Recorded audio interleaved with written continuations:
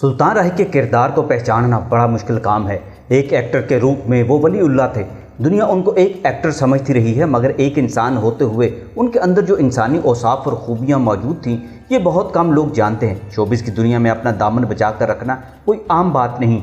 अल्लाह का खौफ, खशियत इलाही और दीन से लगन हो तो इंसान किसी भी पेशे में रहकर अपना रिज़्क कमा सकता है। आज की वीडियो में आपको सुल्तान राही के बारे में ऐसे इंकशाफात करने लगा हूं कुछ जानकर आप भी कहेंगे कि शोबिस की दुनिया में इंतहाई तवक्कुल और परहेजगारी के साथ ज़िंदगी गुजारने वाले सुल्तान राही दरअसल अंदर से कैसे इंसान थे। अभी चंद दिन पहले पाकिस्तान के चोटी के कॉमेडियन और 300 फिल्मों में काम करने वाले लॉ ग्रेजुएट अदाकार सलीम मोटा ने मुझे बताया है कि सुल्तान राही अल्लाह के साथ बिजनेस करते थे और अल्लाह के साथ बिजनेस करते हुए उन्होंने कभी घाटा नहीं खाया। सुल्तान राही अपनी मौत तक लाहौर के 100 घरानों को वजीफा देते थे और खालिद सलीम मोटा कई बार सुल्तान राही के साथ उन घरों में भी गए।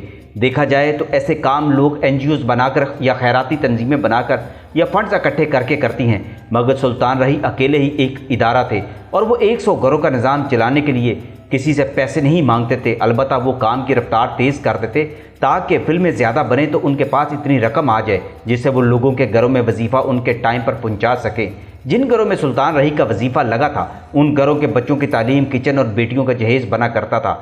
गरीब बच्चियों की शादियों के लिए वो अलग से बारात के खाने और जहेज़ का बंदोबस्त भी करते थे। एक दिन एक गरीब बूढ़ी खातून सुल्तान राही का सुबह से रात तक स्टूडियो के बाहर इंतज़ार करती पाई गई।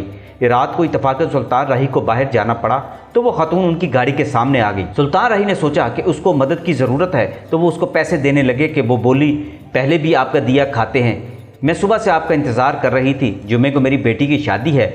वो कहती है कि सुल्तान राही साहब खुद मेरी डोली को कांदा देने आए, यतीम बच्ची है और ज़िद कर बैठी है, उसका कोई भाई भी नहीं है। कहती है डोली को कांदा भी देंगे और मेरे निकाह भी सुल्तान राही ही पढ़ाएंगे। सुल्तान राही ने अपने सेक्रेटरी से कहा जुमे का ये दिन लिख लो। सुल्तान राही ने खातून से कहा और कोई खिदमत मांगी। जुमे के दिन सुल्तान राही को पिंडी में एक शूटिंग के लिए जाना था, मगर सुल्तान राही ने वो शूटिंग भी बरकरार रखी। अलबत्ता टाइम ऊपर नीचे करके कहा कि बच्ची की डोली उठानी है, इसलिए मैं ये सवाब कमा कर ही आऊँगा। सुल्तान राही ने अपना वादा पूरा किया और उस यतीम बच्ची का निकाह भी खुद पढ़ाया, खुतबा दिया और फिर उसकी डोली को कांदा देकर सलामी पेश करके उस बच्ची से इजाज़त लेकर पिंडी निकल गए। कहते हैं यह मंजर किसी फिल्मी मंजर से कम न था।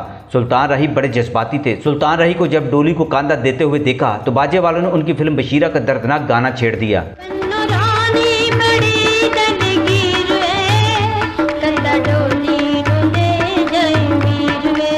इस गाने पर सुल्तान राही का चेहरा तमतमाने लगा और ऐसा लग रहा था वो अपनी सगी बहन को अलविदा करने के लिए बहुत दूर से आए हैं। देखा जाए तो किसी भी दौर में इतने बड़े एक्टर से कोई ऐसी हमदर्दी की तवक्को नहीं करता, बल्कि एक्टर तो किसी ऐसी शादी पर जाने का तसव्वुर भी नहीं करते होंगे। सुल्तान राही इस वाक़या पर कहा करते थे कि यतीम बच्ची की डोली को कांदा दिया तो दिल को बहुत सुरूर आया। सुल्तान राही के कत्ल से फिर 100 घराने यतीम हो गए और उनके घरों का निज़ाम बर्बाद होकर रह गया। वो जीना भूल गए क्योंकि सुल्तान राही के उठ जाने से उनका रिज़्क भी बंद हो गया था, उनके बच्चों का तालीमी सफ़र भी रुक गया और बच्चियों की शादियाँ भी खटाई में पड़ गई। सुल्तान राही दरअसल अल्लाह के साथ कारोबार करते थे। खुदा खौफी इस कदर ज़्यादा थी कि जो कोई कहता आगा जी अल्लाह के दिए में से कुछ दें तो हर सूरत उस बंदे बंदी की माली मदद किया करते थे। ये बात भी बहुत कम लोग जानते हैं कि हफ्ते में 2 दिन सुल्तान राही लाहौर में दरबारों पर जाकर लंगर तकसीम करते थे। हलीम और मटन की देगे पकवाते, कभी अलबेला उनके साथ होते और कभी खालिद सलीम मोटा।